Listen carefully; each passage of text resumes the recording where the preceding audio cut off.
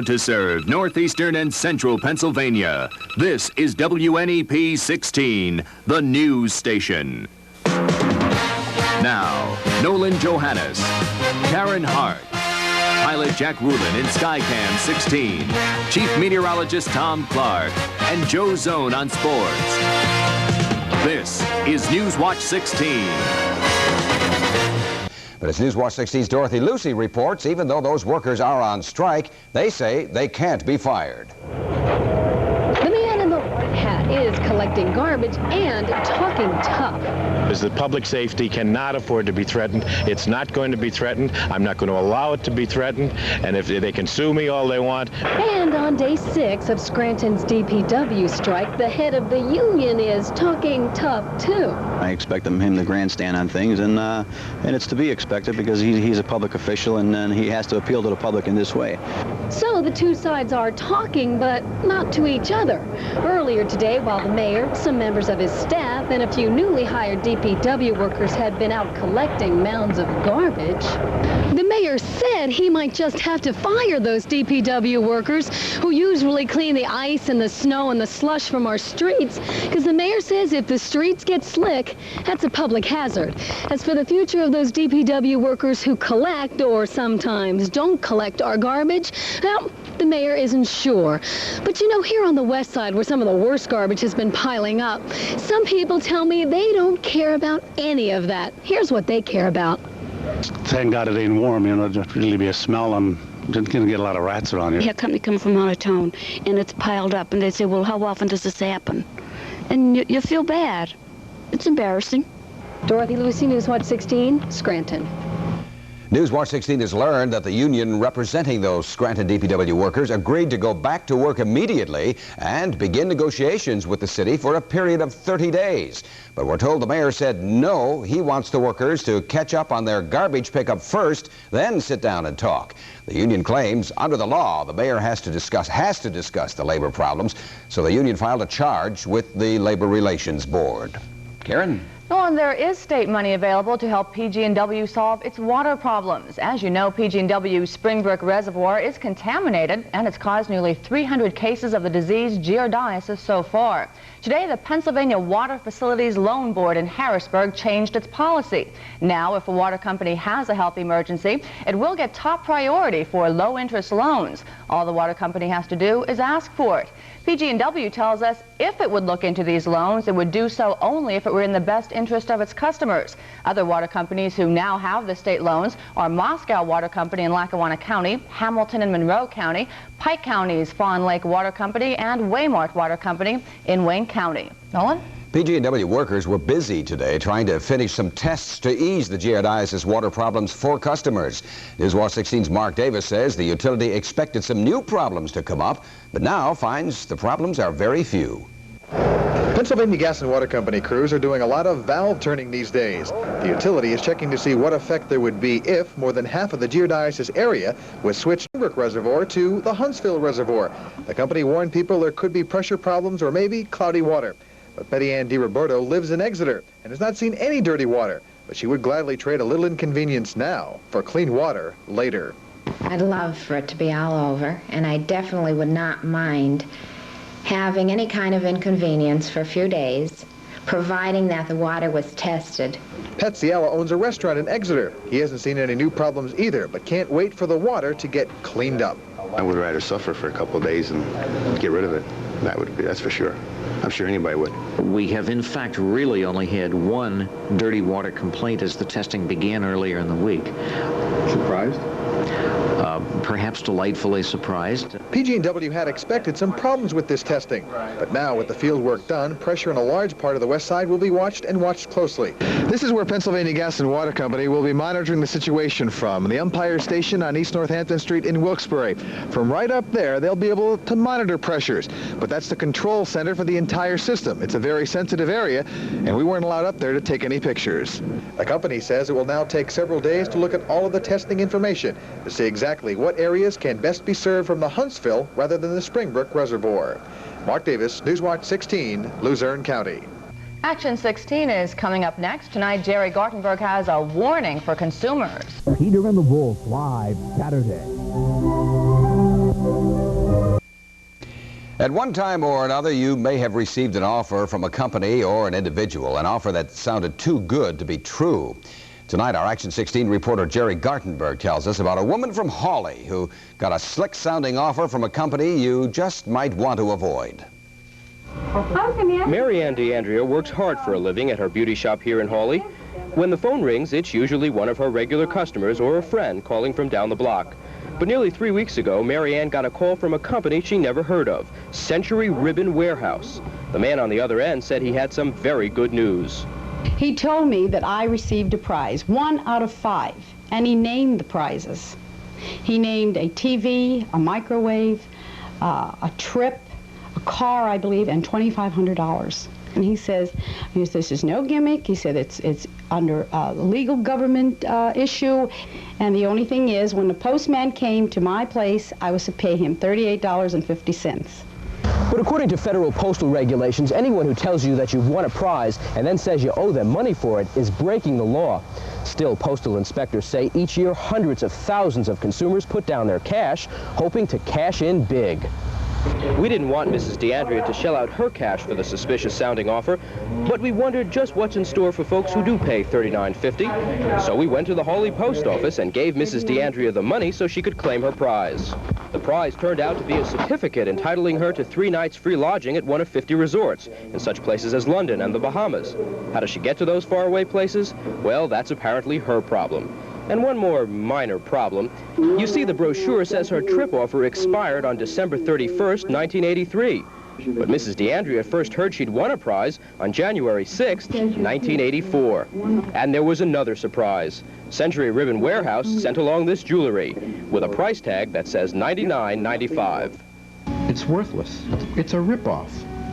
It's misrepresenting. They're representing this to look like something that it's not. What do you think of offers like this? It's a fraud. It's somebody's making money and not working for it. I know these people should be really looked into as far as, and I'd like to see something done. Well, postal inspectors say they have gotten some complaints about Century Ribbon Warehouse, and they are looking into them, but so far there's no formal investigation underway. It just might be that postal inspectors are having a tough time tracking down the company, which uses lots of different names, including Trans-America Giveaway, Incentive Promotions, and International Vacations. If you receive an offer from a company using one of those names, or any other company promising big prizes for a small investment, keep your money right in your pocket. Nolan, Karen. Gerry, what else should people do if they feel they've been ripped off like this? Okay. You should call your postal inspector. You can find a listing for the postal inspector in the blue pages of your phone book. And remember, if you have any kind of consumer problem, write to us here at Action 16, Box 16. We're in Avoca, Pennsylvania, and the zip code is 18641. Okay. Thank you, Thanks, Gerry.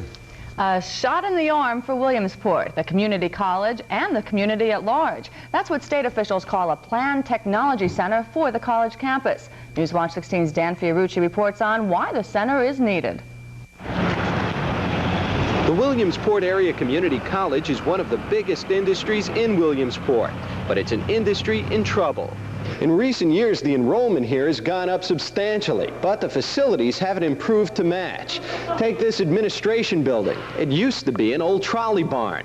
And if you don't believe me, just take a look at the trolley tracks. The result has been that students and equipment are often crammed into places that were never intended for them. Old trolley barn was good for trolleys, not too good for electronics. But today, Williamsport Community College went a long way toward modernizing its facilities by getting a huge grant from the state. And they will thereby be providing $7.5 million of bond issue funds. College officials say the money will be used to build a brand new $15 million technology education center on campus, and it's a shot in the arm for the college. We're really saying it's a difference between being a viable college and not being one. No question about it. It was that critical to us that this project come to fruition. The new technology center is expected to pump $5 million a year into the Williamsport economy. Groundbreaking is slated for next year. Dan Fiorucci, Newswatch 16, Williamsport. In Pittston Township, they broke ground today for a brand new regional office complex. The first tenant for the new addition to this site on Oak Street in Pittston will be the Economic Development Council of Northeast Pennsylvania. Their new headquarters will include a conference room and a library. The council expects to move into the new offices in late April or early May. Well, our chief meteorologist, Tom Clark, is next. He's going to have the forecast and probably sigh out there because of the weather. Yeah. Well, we looked out the window before, Tom, and saw the most gorgeous sunset. Beautiful. It was very nice. Mostly clear outside now, and hey, comfortable temperatures as well, and we'll find out how much longer this January thaw is going to continue when we come back.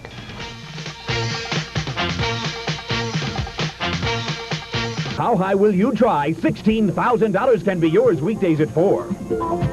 I kind of like this January thaw. I wonder if we can have another one in February. Yeah, let's plan for it, shall we? Can we plan for it, Tom? Let's order it now. Yeah. Yeah, good idea. Hey, it doesn't feel too bad outside now at all. The days indeed are getting longer because twilight just ended in the backyard only about 10 minutes ago. Let's look at the numbers as they stand under mostly clear skies. We have a reading now of 39. The humidity, the wind, you can see the barometer there, it's rising. The range in temperature today, 12-degree range, well above normal. And look at that record high set back in 1950. That shot in the background there, out near Berwick. A little bit of snow on the ground. Let's take a look at that satellite picture. First of all, I want to show you, hey, were you out this morning before sunrise? You saw a planetary conjunction, Venus and Jupiter in conjunction all this week, which means they lie almost in a straight line outward from the Earth. Venus, the brighter planet on the top, and Jupiter, the more distant planet, not quite as bright as Venus. Now, because of their motion in space, tomorrow morning, they will look like that.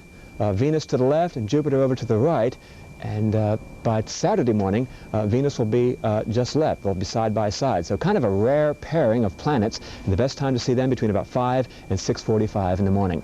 Now, the satellite view looks like this. We have some rain to the south, but warm temperatures, 53 in Philadelphia this afternoon, low 60s down in North Carolina, and I'm told the crocus flowers are coming up through the ground down that way, and they tied a record high temperature down in Miami this afternoon, 84 degrees.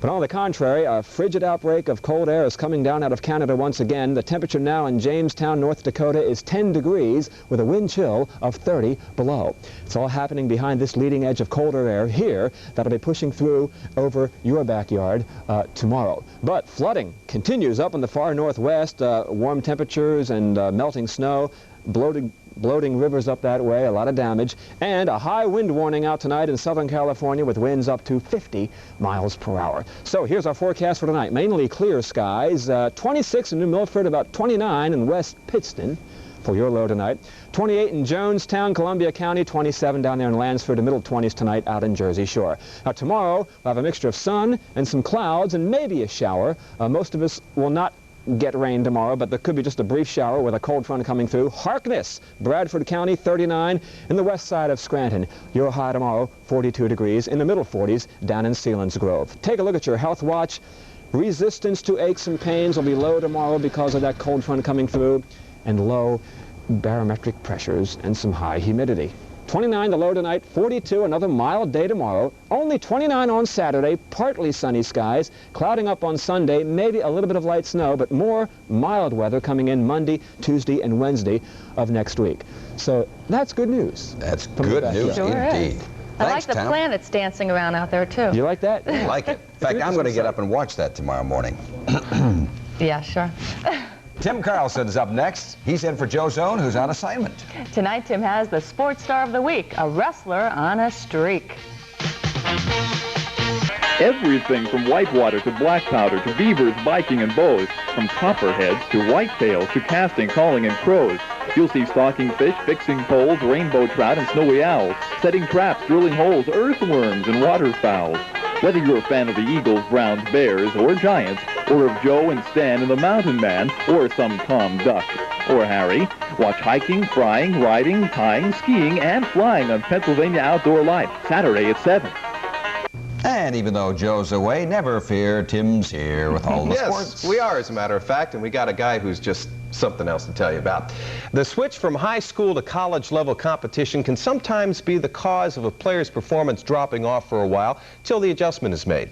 But our WNEP sports star this week hasn't had that problem at all.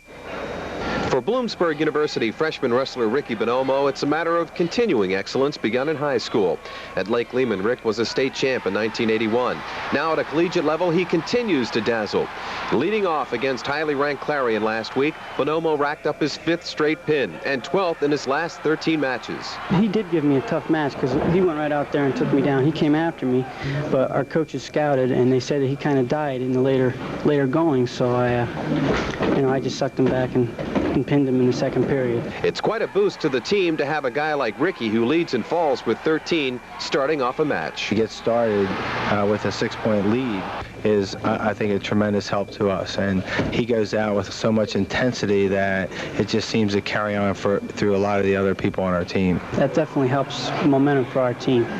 Definitely get a pin. If it's, a decision's 3 points, but a pin is 6 points, and that's what, I try to get for the team. And as only a freshman, it looks pretty good down the road for Ricky. He's working very hard to attain a goal, becoming a national champion, and I think that what's happening now is indicative of what's going to happen in these next 3 years. I do hope to someday make the Olympics, but right now my goal is to be a national champion. Ricky Bonomo, 16 wins, 1 loss, 13 pins, and 5 in a row. That's some kind of performance. And he's the WNEP Sports Star of the Week. And our congratulations. A real important boys basketball game tonight, the start of breaking up a 3-way tie for first in the Lackawanna League Southern Division first half title chase. Scranton Prep drew a bye, so a special playoff with number 4 Abington Heights meeting number 7 Scranton Tech. Both 6-1 will determine who will play Prep Saturday night for the championship. The last time Tech and Abington met a week ago, it was a close one with the Comets coming out on the better end of a 65-61 score. Tech's only loss in the first half. They'll play again tonight, 8 o'clock. At the Scranton CYC, and we'll have highlights on the update. That's our report for now. We'll be back tonight on the update. Enjoy your evening.